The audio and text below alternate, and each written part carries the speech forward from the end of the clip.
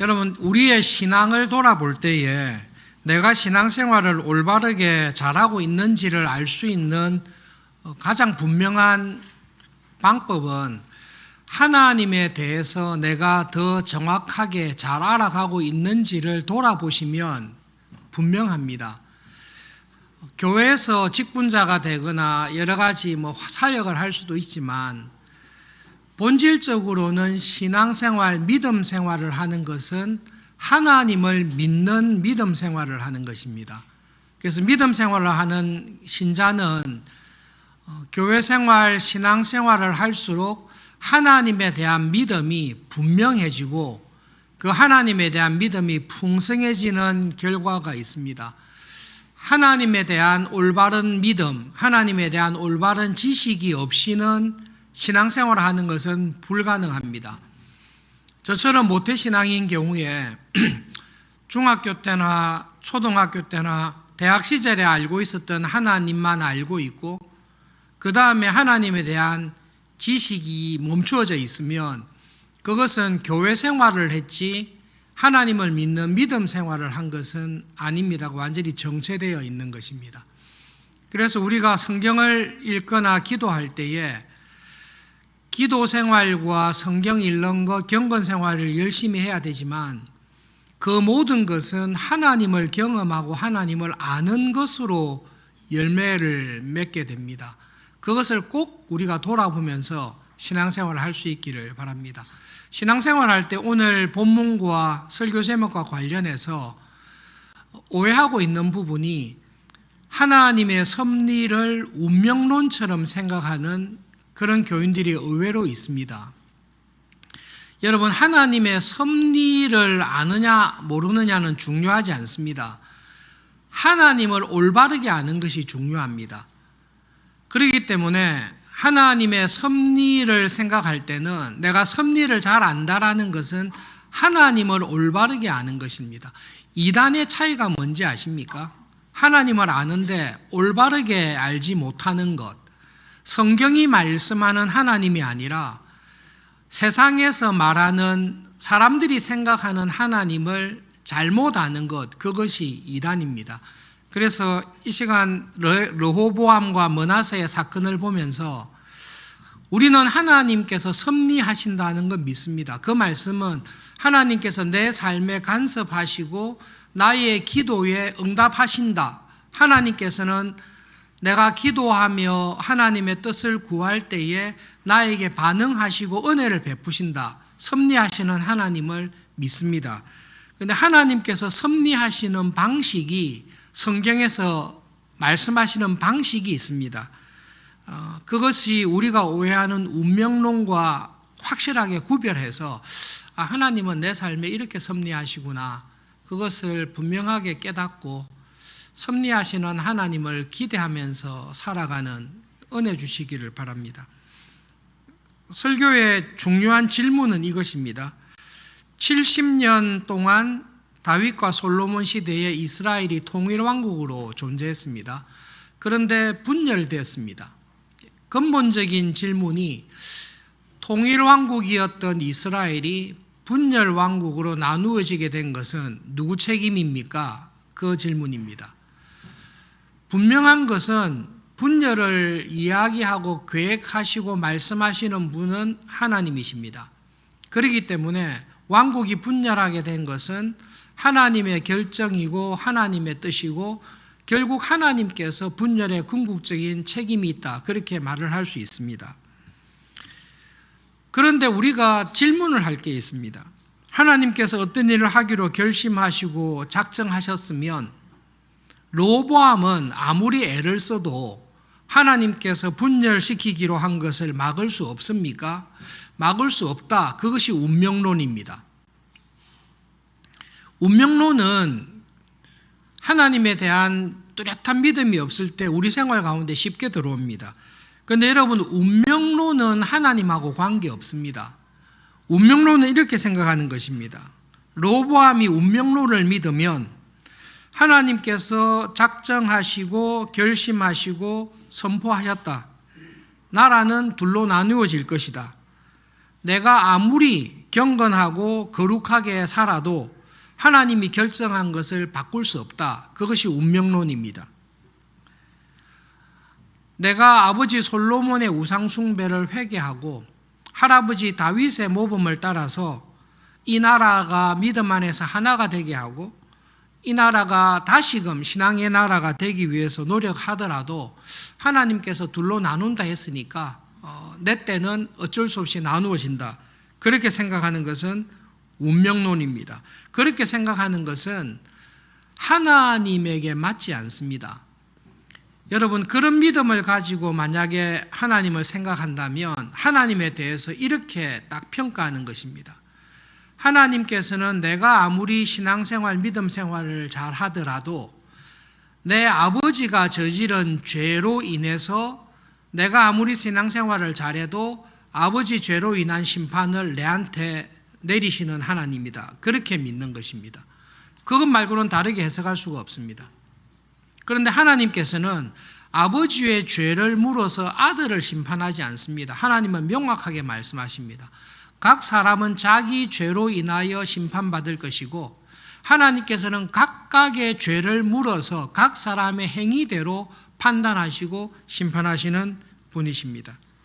그렇기 때문에 르호보암이 하나님께서 내한테 이렇게 말씀했다. 아히야를 통해서 말씀했다. 그렇기 때문에 이거는 절대로 못 바꾼다. 내가 아무리 잘 살아도 하나님의 이 결정은 바꿀 수 없다라고 생각하는 것은 하나님의 섭리를 오해한 것입니다. 하나님께서는 그렇지 않습니다. 만약에 르호보암이 아히야를 통한 하나님의 말씀을 듣고 하나님의 작정을 듣고 전심으로 하나님 앞에 와서 하나님, 그 하나님의 뜻을 들었습니다. 그러나 하나님이 저에게 기회를 주십시오. 제가 하나님의 나라를 올바르게 알고 백성을 섬기는 종으로서 군림하지 않고 섬기겠습니다. 그리고 할아버지 다윗의 길을 따라서 살아가기를 원합니다. 제가 회개하고 돌이키니 하나님께서 은혜를 주십시오라고 기도하고 회개하고 간구할 때에 하나님께서는 르호보암의 기도와 회개를 들으시고 르호보암 때의 나라를 아들 때의 나라를 둘로 나누겠다라는 것을 하나님께서는 바꾸십니다. 성경을 읽어보시면 하나님께서는 항상 그렇게 역사하십니다. 하나님의 섭리와 사람들이 생각하는 운명을 확실하게 구별하기 위해서 전에 한번 그리스 로마 신화에 관해서 말씀드린 것을 다시금 말씀드리겠습니다. 그리스의 신들 중에 제일 탁월한 신이 제우스입니다. 제우스는 그리스와 트로이가 전쟁할 때에 트로이 편에 서서 헥토르를 구해주기를 원합니다. 그런데 운명의 저울을 가지고 와서 그리스가 이길 것인가, 트로이가 이길 것인가, 아킬레스가 이길 것인가, 헥토르가 이길 것인가를 운명의 저울에 답니다. 운명의 저울이 제우스가 원하지 아니하는 결과가 나왔습니다. 헥토르가 죽습니다. 트로이가 멸망합니다. 그럴 때 최고의 신인 제우스가 운명이 그렇게 말하니 나도 어쩔 수 없다. 운명에 따라야 되겠다. 이 운명을 바꿀 수 없고 내가 할 수 있는 선에서 도와야 되겠다. 그렇게 하는 것이 운명론입니다. 하나님께서 르호보암에게 나라를 분열시키겠다라고 경고하시고 예언하셨습니다.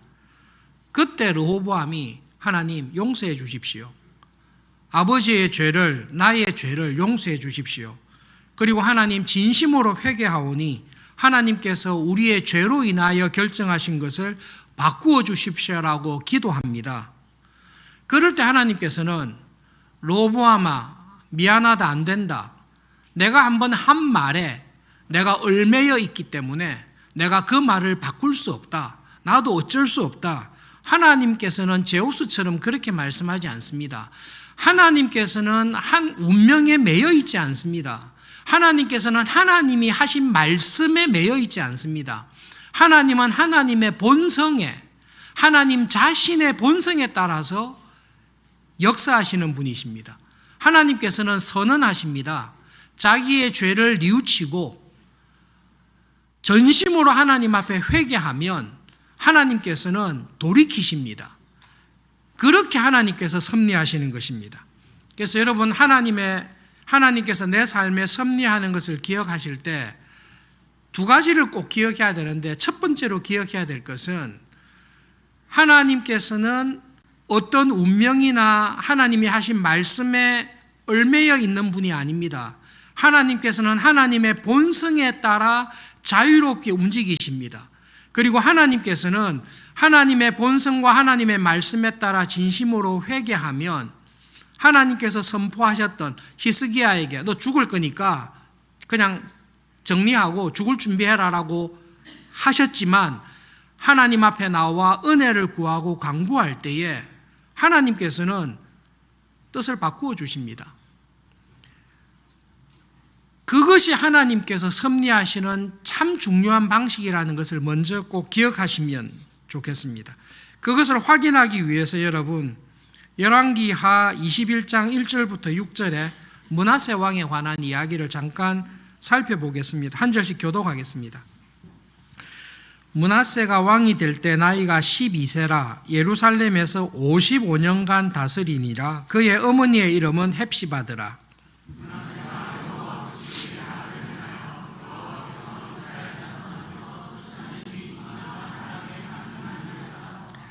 그의 아버지 히스기야가 헐어버린 산당들을 다시 세우며 이스라엘 왕 아합의 행위를 따라 바알을 위하여 제단을 쌓으며 아세라 목상을 만들며 하늘의 1월 성신을 경배하여 섬기며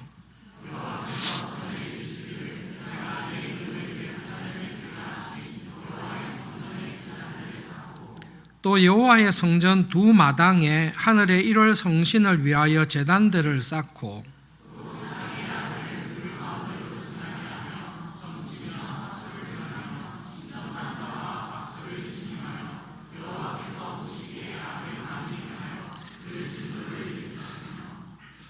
하나님께서 어떤 분이신지를 보여주는 대표적인 예 가운데 한 사람이 므낫세 왕입니다.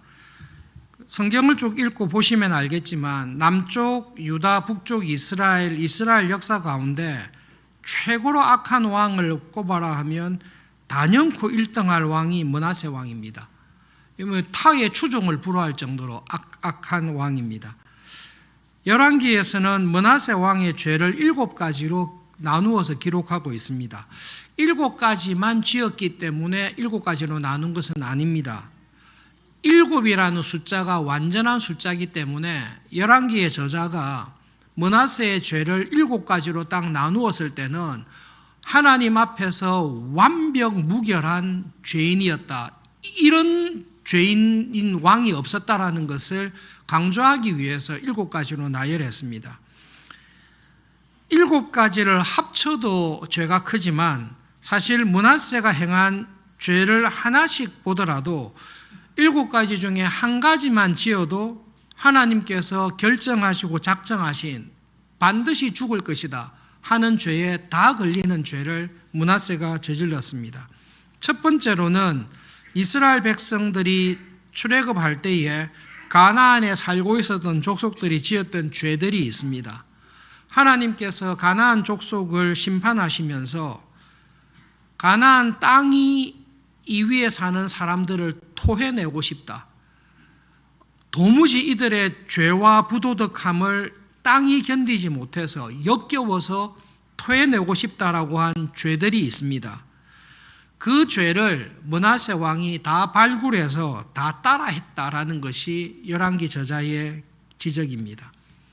그것만으로도 하나님께서 가나안 사람들을 철저하게 심판하셨듯이 므낫세는 그것만으로도 죽을 수밖에 없을 것입니다.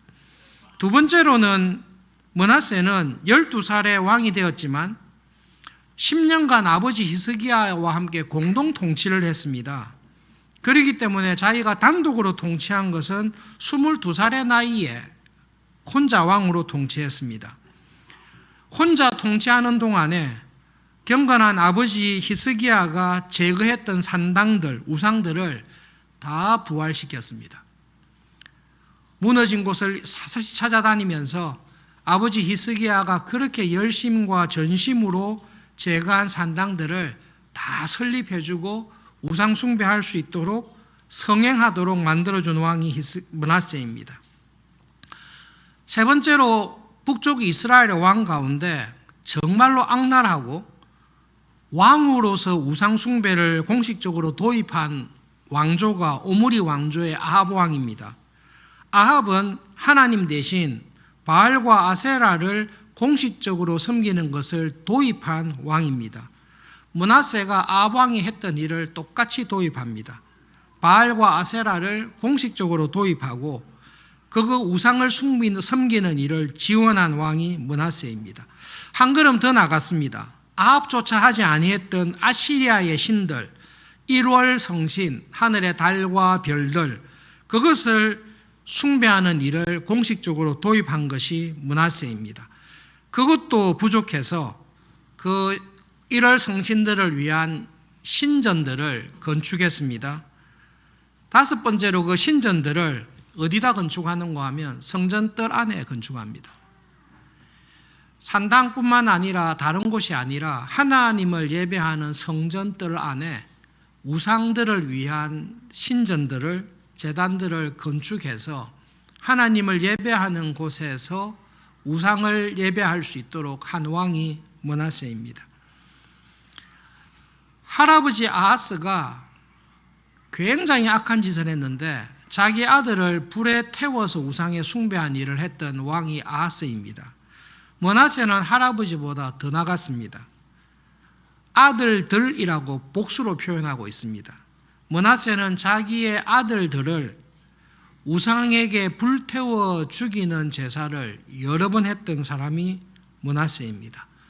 그리고 마지막으로 사울 왕이 하나님을 떠나서 악한 길로 계속 갈 때에 마지막 다급할 때에 사탄의 악한 영의 힘을 빌립니다. 점쟁이, 마술사, 악령, 귀신을 부르는 사람들을 찾아갑니다. 므낫세가 통치하는 동안에 그 일을 합니다. 므낫세가 행한 행동을 보면 어떤 마음이 드는가 하면 목회자이긴 하지만요, 이 사람은 회개하면 안 된다라는 생각이 들 정도로 정말로 화가 납니다. 이런 사람은 회개 안 했으면 좋겠다. 회개하지 말고 그냥 이 상태로 살다가 하나님에게 진노와 심판을 받는 것이 좋겠다라는 마음이 들 때가 있습니다. 요나가 그런 마음을 품었습니다. 요나가 하나님의 선지자입니다. 여러분들도 믿음 생활하고 계십니다. 그러나 여러분들의 마음속에 내가 하나님을 믿고 믿음으로 살지만 저 사람만큼은 내가 내 눈에 흙이 들어가기 전까지 저 사람만큼은 용서할 수 없다라는 사람이 있을 수 있습니다. 하나님께서 므낫세를 볼 때에 그런 마음이 드셨을 것입니다. 전설에 의하면 므낫세가 이런 악뿐만 아니라 전설에 의하면 선지자 이사야를 톱으로 켜서 죽인 왕이 므낫세입니다. 정말로 견딜 수 없는 이 왕이 므낫세입니다. 하나님께서 이 므낫세가 하는 악행을 보시고 하나님께서 말씀하시고 선포하셨던 율법을 따라서 므낫세에게 대해 심판하신 내용이 역대하 33장에 기록되어 있습니다. 한 절씩 교독하겠습니다. 여호와께서 므낫세와 그의 백성에게 이르셨으나 그들이 듣지 아니하므로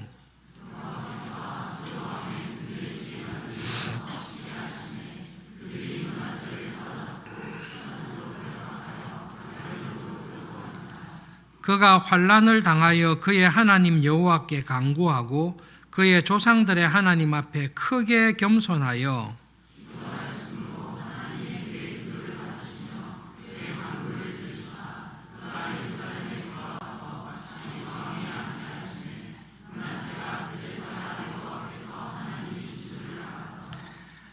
하나님의 약속, 하나님의 예언, 심판대로 아시리아의 군대 지휘관들이 쳐들어와서 므낫세를 포로로 잡아서 바벨론으로 끌고 갔습니다. 쇠사슬에 꽁꽁 묶어서 끌고 갔습니다. 하나님의 최종적인 심판입니다. 55년의 통치 가운데 후반부에 있었던 사건으로 학자들은 이야기합니다. 그냥 이대로 그만히 두시면 됩니다. 사실은 이렇게 죽이는 것도, 이렇게 죽는 것도 성에 차지 않을 수 있습니다. 전설에 따라 톱으로 켜서 죽임을 당한 이사야가 볼 때에 므낫세의 이런 처형도, 이런 결박당한 것도 성이 차지 않을 것입니다. 그런데 놀라운 일이, 기적이라고 할 수 있는 두 가지 일이 벌어졌습니다. 첫 번째로는 므낫세가 회개한 것입니다.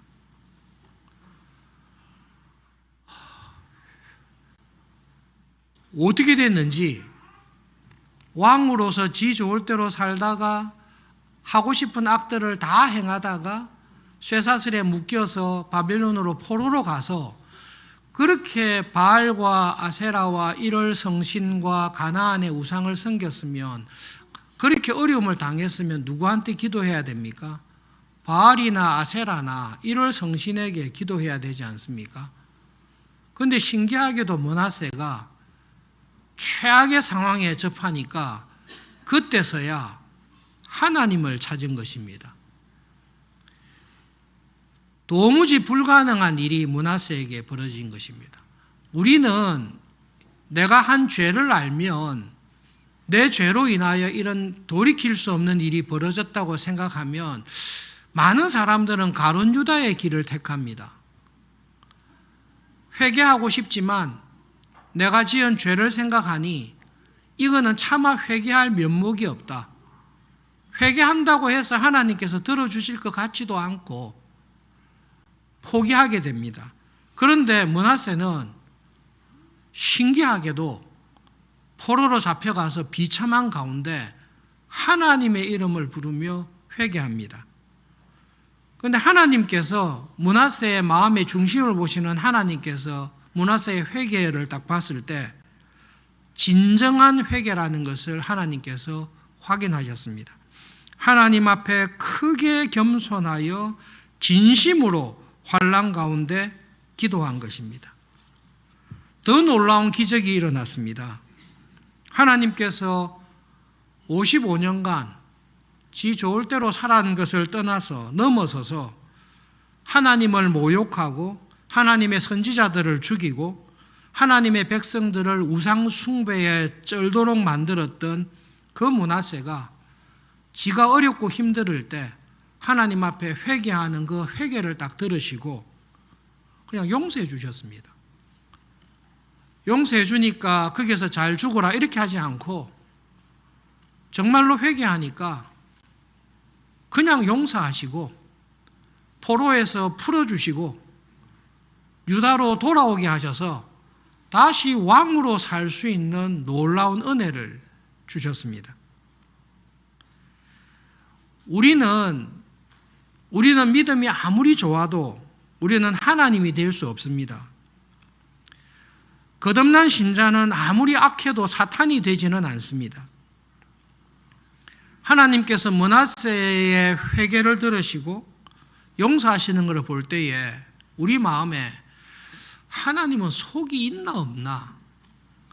정말로 하나님은 55년 동안 저렇게 악랄하게 하나님에게 뿐만 아니라 주님의 교회에 하나님의 백성들을 그렇게 많은 사람들의 피를 흘리고 우상 숭배에 빠지고 교회를 흩뜨리게 했던 저 사람이 마지막 순간에 회개한다고 해서 덥석 용서해 주시고 왕위로 복귀시킬 수 있나?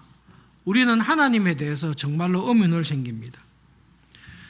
여러분, 하나님께서 므낫세를 용서할 때에 이것이 정말로 꼭 기억하셔야 됩니다. 므낫세가 진심으로 회개할 때에 회개할 만한 가치가 있는 사람인가? 회개할 만한 자격이 있는 사람인가? 그것을 보았다면 회개할 가치도 없고 회개할 자격도 없고 용서할 수 있는 사람이 결코 아닙니다. 우리가 하나님 앞에 간절히 기도하고 하나님의 용서를 구할 때에 하나님께서는 네가 얼마나 열심히 네가 얼마나 회개할 만한 가치가 있는지를 보시는 게 아니라 하나님은 무엇에 의해 움직이십니까? 하나님은 하나님의 본성에 따라 움직이십니다. 그것이 우리가 믿는 하나님이십니다. 하나님께서는 죄인이 하나님 앞에 나와서 자기의 죄를 진심으로 회개하고 고백하고 하나님의 용서와 은혜를 구할 때에 그의 회개와 용서가 진심이라면 하나님께서는 은혜를 베푸십니다. 은혜를 베푸십니다. 여러분, 은혜는 그것을 받을 만한, 은혜를 받을 만한 자격이 없는 사람에게, 하나님께서 은혜를 베풀 만한 가치가 없는 사람에게 주시는 게 은혜입니다. 네가 한 회개가 내가 용서할 만한 공로가 되고, 네가 한 회개가 내가 너의 죄를 용서에 덮을 만한 어떤 자격이 있으면 주는 것은 은혜가 아닙니다. 은혜라는 것은 그것을 받을 자격도 없고 가치도 없고 조건도 없는 사람에게 그라티아, 그냥 주는 게 은혜입니다. 그것이 하나님의 본성이십니다. 그것이 하나님께서 우리를 대하시는 방식이십니다. 하나님은 나를 대하실 때에 내가 얼마나 믿음 생활 잘하나, 얼마나 똑똑하나, 내가 얼마나 하나님 나라에 가치 있는가를 보시고 나를 구원하시거나 나에게 은혜를 베푸시지 않습니다. 그렇다면 그것은 나의 공로가 되지요. 그러나 하나님께서 저와 여러분을 구원하실 때에 구원할 만한 가치가 아무도 없습니다. 안 믿겠지만 구원할 만한 가치가 아무도 없습니다. 하나님께서 쓸 만한 그런 조건을 갖춘 사람도 아무도 없습니다. 다만 하나님께서 불쌍히 여기시고 하나님 우리의 죄를, 저의 죄를 용서하시고 은혜를 베풀어 주십시오라고 진심으로 회개하며 은혜를 구하는 그것을 보시고 은혜의 하나님께서 그냥 은혜를 베푸시는 것입니다. 그런 하나님이라는 것을 대표적으로 보여준 사람이 므낫세입니다. 한 사람으로 부족하기 때문에 예수님께서 하나님이 어떤 분이신지를 보여주십니다. 평생 나쁘게 살았습니다. 악하게 살았습니다. 십자가에 달아서 죽여야 된다라고 모든 사람이 판정한 사람입니다. 아침 9시에 예수님과 함께 십자가에 달렸을 때에 네가 메시아면 우리부터 구해봐라. 네가 메시아냐 우리와 함께 달려 죽으면서 비난했던 사람입니다. 그런데 아침 9시에 달려서 난 12시 전에 아무도 전도한 일이 없습니다. 그런데 그 강도가 죽기 전에 예수님에게 예수님 죄인입니다. 주님의 나라에 임하실 때에 저를 기억해 주시고 저를 구원해 주십시오라고 진심으로 회개하며 구원의 은혜를 구했습니다. 그때 예수님께서 조건을 걸지 않습니다. 그때 예수님께서 자격을 묻지 않습니다. 진심으로 회개하는 강도를 보시고 은혜를 베푸십니다. 본문으로 돌아가서 르호보암이 하나님 아버지 진심으로 회개합니다. 하나님께서 심판을 작정하신 것 압니다. 그러나 하나님 불쌍히 여겨주시고 저에게 기회를 주시고 회개하고 돌이킬 수 있는 은혜를 달라고 간절히 기도했을 때에 하나님께서는 르호보암에게 은혜를 반드시 주십니다. 히스기야에게 그렇게 했듯이 믿음의 사람들에게 하나님께서 하셨듯이 은혜를 베푸십니다. 그러므로 여러분 신앙생활 하실 때 하나님께서 내한테 이렇게 말을 했기 때문에 이미 결정됐다. 맞습니다. 그런데 그 말씀을 듣고 므낫세와 같이 전심으로 하나님 앞에 회개하고 하나님께서 작정하신 것, 결정하신 것 하나님께서 은혜로 바꾸어 주시고 연기해 주시고 하나님 이것이 저의 시대에 오지 않도록 도와주십시오라고 간절히 기도할 때에 하나님께서는 하나님의 본성에 따라서 섭리하십니다. 능히 바꾸십니다. 그것이 섭리하시는 하나님입니다. 이 사실을 꼭 기억하십시오. 다른 사람들이 여러분들에게 네가 행한 꼴을 봐라. 양심이 있지. 사람이 체면이 있지. 너는 아무리 기도하고 간구해도 하나님은 너를 이미 버리셨고 너를 안 쓰신다. 네가 지은 죄가 너무 커서 네가 아무리 회개해도 너를 안 쓰신다라고 할 때에 사람은 그렇게 말을 할 수 있을 것입니다. 그러나 하나님께서는 진심으로 회개한 자를 언제든지 불러서 쓰십니다. 그것이 우리에게 섭리하시는 하나님의 방식입니다. 그 다음에 여러분 섭리를 생각할 때 이 두 번째 부분을 꼭 기억하셔야 돼요. 이게 굉장히 중요합니다. 하나님께서 내 삶에 섭리하시는 방식입니다. 하나님께서 나라를 둘로 나누겠다라고 결정을 하셨습니다. 이것을 이루는 방식에 있어서 하나님께서는 여러분들을 조작하지 않습니다. 하나님은 여러분들을 조작하지 않습니다. 하나님께서는 여러분들을 강제로 억지로 할 수밖에 없도록 절대로 하시지 않습니다. 예수님께서 십자가에 죽으심으로 우리를 구원하실 때에 가룟 유다가 예수님을 팔도록 조작하지 않습니다. 예수님을 배반할 수밖에 없도록 강제하지 않습니다. 왜 그렇습니까? 하나님은 본성에 따라 움직이시는데 하나님께서는 악한 일을 계획하지 않습니다. 하나님께서는 악한 일을 조작하지도 않고 강제하지도 않습니다. 그것을 꼭 기억하셔야 됩니다. 그러면 하나님께서 작정하시고 섭리하신 것이 어떻게 이루어집니까? 나의 본성대로, 르호보암의 본성대로 자연스럽게 결정하고 선택하도록 가만히 놔두십니다. 이것이 굉장히 두렵고 굉장히 조심해야 될 부분입니다. 하나님께서 나라를 둘로 나누겠다라고 하시고 난 다음에 하나님께 하시는 일은 조작하거나 강제하거나 악한 것을 꾸미지 않습니다. 하나님께서는 각자의 성격과 각자의 욕심과 각자의 계획에 따라서 마음대로 움직이도록 딱 그냥 놔두십니다. 그냥 딱 지켜보시고 가만 그대로 두십니다. 그렇게 했을 때 르호보암은 자기의 욕심과 자기의 꿈을 따라서 선택하고 결정합니다. 북쪽 이스라엘 지파의 지도자들도 솔로몬 시절에 억압이 있었다라고 이야기하지만 이스라엘 역사상 가장 부유하고 풍요로운 때를 지냈던 사람들입니다. 그것이 분열의 원인이 되는지는 살펴보아야 됩니다.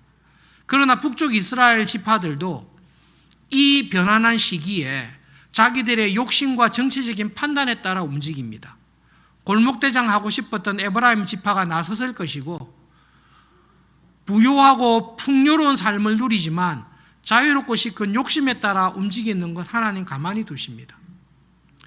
여로보암도 하나님께서 움직이도록 가만히 두십니다. 모든 사람들이 자기의 자유의지에 따라서 내가 생각하기에 제일 좋은 것을 따라서 이렇게 하면 내가 행복하고 좋아질 거라는 자기의 계획과 결정에 따라서 다 움직였습니다. 그들 가운데 어느 누구도 하나님의 뜻을 이루겠다라고 움직인 사람은 한 사람도 없습니다. 그런데 그들이 자기의 결정과 선택에 따라 움직인 모든 것이 하나님께서 작정하고 계획한 것을 이루는 결과로 간 것입니다. 하나님은 우리의 삶에 그렇게 섭리하십니다. 여러분, 섭리하시는 하나님을 기억할 때에 하나님 정말로 놀랍고 신기하신 하나님입니다. 동시에 하나님은 정말로 경외하고 무서운 분이십니다. 신앙생활 하실 때 하나님에 대한 오해 가운데 하나님은 무조건 나를 도와야 된다, 그런 법 없습니다. 하나님께서 우리에게 말씀하신 것은 하나님의 말씀에 귀를 기울이고 하나님의 말씀에 순종하며 믿음으로 살 것을 말씀하셨습니다. 그렇게 하나님의 뜻을 구하고 믿음으로 살아가는 사람, 간절히 기도하며 회개하며 은혜를 구하는 자에게 하나님은 은혜를 주십니다. 그런데 하나님이 이런 하나님이시고 하나님은 내 삶에 이렇게 섭리하신다는 것을 들었습니다. 들었음에도 불구하고 하나님의 말씀을 따라 내 생활을 바꾸지 않습니다. 영적으로 태만하고 게으른 자리에 지금까지 내가 살아왔던 모습 그대로 살기로 내가 결정합니다. 하나님의 말씀을 듣고 그렇구나. 므낫세처럼 내가 마지막 순간이지만 나의 태도를 바꾸어야 되겠구나. 내 안에 있는 죄를 내가 정말로 회개해야 되겠구나. 그런 마음의 결심을 가지고 은혜를 구할 때에 하나님께서는 은혜를 베푸시고 섭리하십니다. 그런데 주일날 예배를 드리고 믿음 생활을 하지만 하나님의 말씀을 듣고 뜨끔하고 도전을 받지만 내가 무슨 결정을 합니까? 사람이 초지일관 살아야지. 지금 살아왔던 그대로 살겠다라고 내가 결심합니다. 구태여 또 이렇게 기도하면서 또 말씀을 보면서 이렇게 할 필요가 있나? 내가 결심합니다. 그럴 때 하나님께서 그대로 놔두십니다. 하나님은 조작하지 않습니다. 그러나 하나님께서는 하나님, 제가 오랫동안 영적인 게으름에 내 소견에 좋을 대로 살아오는 것이 습관이 되었습니다. 그러나 이제는 하나님의 말씀에 귀를 기울이고 하루를 살더라도 말씀에 순종하며 살아가기를 원합니다. 하나님, 저에게 은혜를 주십시오. 기도할 때에 하나님은 하나님의 본성에 따라 움직이십니다. 회개하며 은혜를 구하는 자에게 하나님은 간섭하십니다. 하나님은 섭리하십니다. 그렇게 하나님이 간섭하시고 섭리할 수 있는 통로가 기도입니다. 그러므로 정말로 여러분을 격려하고 믿음으로 살아가기 위해서 권하고 싶은데, 그 섭리하시는 하나님을 정말로 믿으시면 그 믿음을 가지고 언제든지 기도하십시오. 목사님, 저는 기도 생활, 그거는 내 고집대로 살기로 결심했으니 하나님 저를 건드리지 마세요. 그렇게 하면 하나님께서 그대로 놔두십니다. 그러므로 하나님의 섭리는 운명과 다릅니다. 내가 아무리 애를 써도 어쩔 수 없이 이렇게 된다. 그것이 운명입니다. 하나님의 섭리는 하나님의 은혜를 구하고 기도하며 간구할 때에 하나님께서는 적극적으로 들어오셔서 나에게 은혜를 베푸시고, 하나님은 은혜로우시고 죄와 싸워 이기게 하시고 하나님의 뜻을 이루는 일에 나를 써주신다라는 것을 경험하게 하시는 섭리하시는 하나님이십니다. 동시에 하나님은 하나님에 관한 소문을 듣고 섭리에 관한 하나님의 능력을 믿고 난 다음에 마음을 딱 닫습니다. 양심의 가책을 닫습니다. 성령님께서 주시는 감동을 그냥 누르고 닫습니다. 그리고 내 소견에 좋을 대로 지금까지 살아온 대로 살아갑니다. 그대로 두십니다. 그러므로 하나님은 참으로 사랑하고 경외할 하나님일 뿐만 아니라 하나님은 두렵고 떨림으로 섬겨야 될 좋으신 하나님이십니다. 여러분의 남은 삶을 위한 하나님의 섭리가 있습니다. 반드시 있습니다. 그 섭리를 이루고 경험할 수 있는 길이 하나님 앞에 나와 말씀에 귀를 기울이고 하나님께 도우심을 구하는 기도를 통해 살아계시고 섭리하시는 하나님을 맛보게 하십니다. 하나님께서 부르실 때까지 우리 각자의 남은 삶을 통해서 하나님 정말로 섭리하시는 하나님이십니다. 하나님은 정말로 나에게 생각하지 못했던 은혜를 주시는 좋으신 하나님이십니다. 그 고백을 하면서 우리 다 함께 살아갈 수 있기를 바랍니다. 말씀을 기억하면서 기도하겠습니다. 섭리하시는 하나님, 하나님의 섭리가 나의 결정과 나의 선택과 나의 행동을 통해서 이루어진다는 것을 믿습니다. 그러므로 하나님, 저에게 섭리하시는 하나님을 믿는 굳센 믿음 안에서 지금 이후로 그 하나님께 기도하며 하나님의 섭리와 은혜를 구하며 살아가는 기도의 영을 부어주십시오. 두 번째로, 하나님, 이 하나님을 사랑할 뿐만 아니라 정말로 믿음 안에서 경외하며 하나님의 섭리를 경험하면서 살아가는 그 은혜를 주십시오. 그런 교회 되게 해 주십시오. 기도하겠습니다.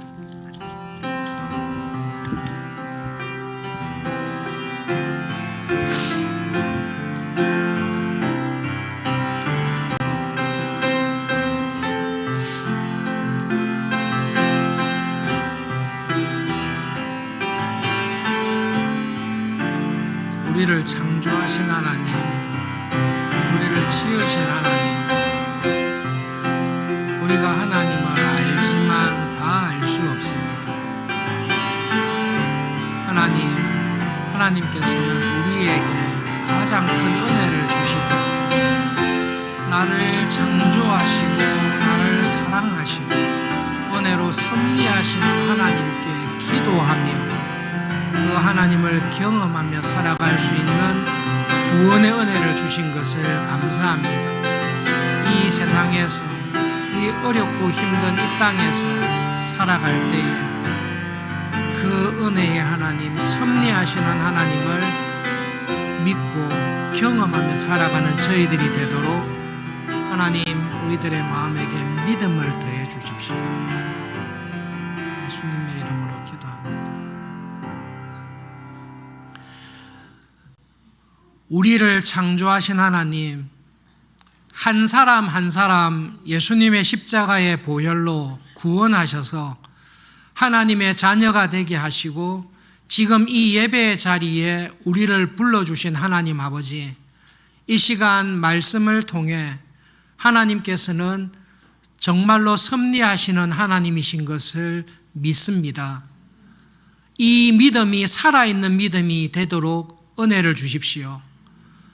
정말로 그 하나님께 기도하며 하나님의 은혜와 도우심과 하나님의 놀라운 기적들과 섭리를 경험하면서 하나님 앞에 서게 되는 그날까지 섭리하시는 하나님, 놀라운 은혜를 베푸시는 하나님, 믿음으로 살아갈 수 있도록 인도하시는 하나님을 경험하며 정말로 그 하나님을 사랑하며 하나님을 찬송하며 살아가기를 하나님 소원합니다.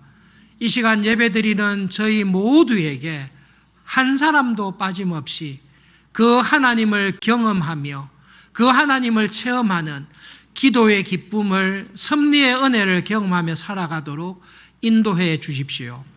예수님의 이름으로 기도합니다. 아멘.